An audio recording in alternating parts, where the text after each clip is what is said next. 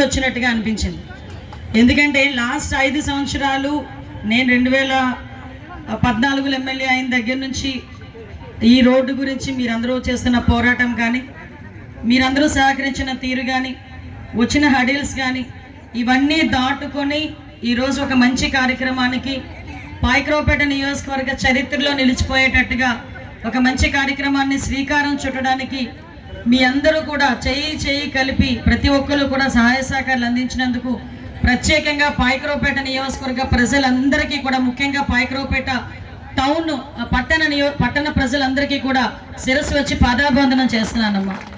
ఎందుకంటే ఈ కార్యక్రమం మంచి కార్యక్రమం చేసేటప్పుడు చాలా హడిల్స్ వస్తాయి, చాలా ఆటంకాలు వస్తాయి. ఆ ఆటంకాలన్నింటినీ కూడా అధిగమించుకున్నాం. నిజంగా నాకన్నా వయసులో చిన్నోడైన ప్రణవ్ గోపాల్కి నేను చేతులెత్తి నమస్కారం పెట్టాలి. ఎందుకంటే కొంతమందికి మనం పదవికైనా గౌరవం ఇవ్వాలి, వయసుకైనా గౌరవం ఇవ్వాలి. నా వయసులో చిన్నవాడు కాబట్టి నేను వయసుకి గౌరవం ఇవ్వట్లేదు, కానీ పదవిలోని కూడా ఒక మంచి పొజిషన్లో ఉన్నాడు కాబట్టి పదవికి గౌరవం ఇవ్వాలి. ఆ గౌరవానికి తగ్గట్టే పాయకరావుపేట నియోజకవర్గ ప్రజల తరపున ప్రణవ్ గోపాల్కి ప్రత్యేకంగా నేను ధన్యవాదాలు, నమస్కారాలు తెలియజేసుకుంటున్నా.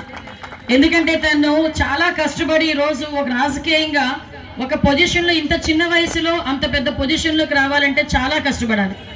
అటువంటి కష్టం పడి సుమారుగా గౌరవ నారా లోకేష్ గారు వెనకాతల యువగలం పాదయాత్రలో ఎన్ని రోజులు సార్ నడిచారో అన్ని రోజులు కూడా తను కూడా నడిచాడు. అదే కాకుండా అంతకు ముందు కూడా ఎక్కడైనా ఒక చిన్న యాజిటేషన్ జరిగితే ఫస్ట్ మాకు వచ్చిన న్యూస్ ఏంటంటే ప్రణవ్ గోపాల్ అరెస్ట్ అని వచ్చేదన్నమాట. ఫస్ట్ స్క్రోలింగ్ కూడా మాకు అంటే ఎక్కడ కూడా స్టూడెంట్ వింగ్ అసోసియేషన్కి అధ్యక్షుడిగా చేసిన తర్వాత ఎక్కడ చిన్న అన్యాయం జరిగినా స్టూడెంట్స్కి కానీ పార్టీకి సంబంధించి కానీ అక్కడ నేను ఉన్నాను అని చెప్పి వెళ్ళటమే కాకుండా వాళ్ళకు భరోసాగా నించునేవాడు. మేము ఎక్కడైనా పోరాటం చేస్తే నేను వస్తానని చెప్పి తన టీంతో పాటు వచ్చి నుంచునేవాడు.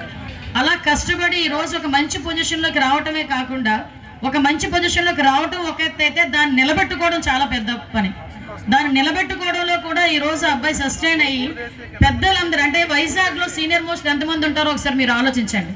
3 జిల్లాలకి సంబంధించిన విఎంఆర్డీఏ, అలాంటి 3 జిల్లాలకి సంబంధించిన విఎంఆర్డీఏలో సీనియర్ మోస్ట్ ఎమ్మెల్యేలు కానీ మంత్రులు కానీ ఎంతమంది ఉంటారు?